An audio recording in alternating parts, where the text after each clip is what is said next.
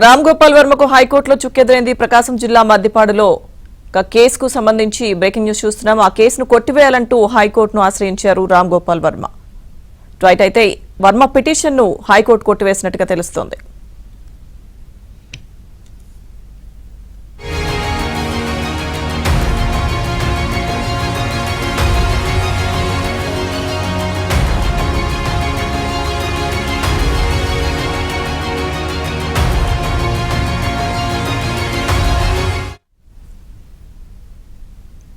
ఆర్జీవీకి హైకోర్టులో చుక్కెదురైనట్టుగా తెలుస్తోంది. ఒక కేసుకు సంబంధించి హైకోర్టులో ఆర్జీవీకి చుక్కెదురైంది. ఇదే అంశానికి సంబంధించిన పూర్తి సమాచారం మా ఏపీ బ్యూరో చీఫ్ రామారావు అందిస్తారు.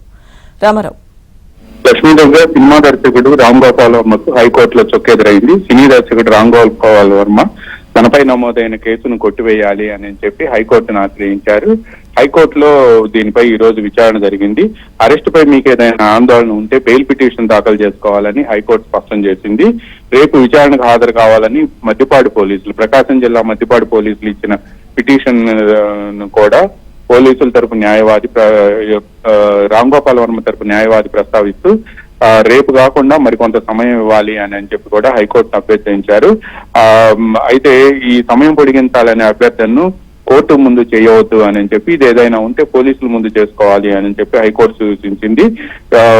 సార్వత్రిక ఎన్నికలకు ముందు వ్యూహం సినిమా ప్రమోషన్ సమయంలో అప్పటి ప్రతిపక్ష నేత చంద్రబాబు, జనసేన అధినేత పవన్ కళ్యాణ్ వ్యక్తిత్వాలను కించపరిచేలా రామ్ గోపాల్ వర్మ పోస్టులు పెట్టారని చెప్పి ఉమ్మడి ప్రకాశం జిల్లాలోని మద్దిపాడు మండలం తెలుగుదేశం పార్టీ ప్రధాన కార్యదర్శి ముత్తనపల్లి రామలింగం ఫిర్యాదు ఇవ్వడంతో పోలీసులు కేసు నమోదు చేశారు.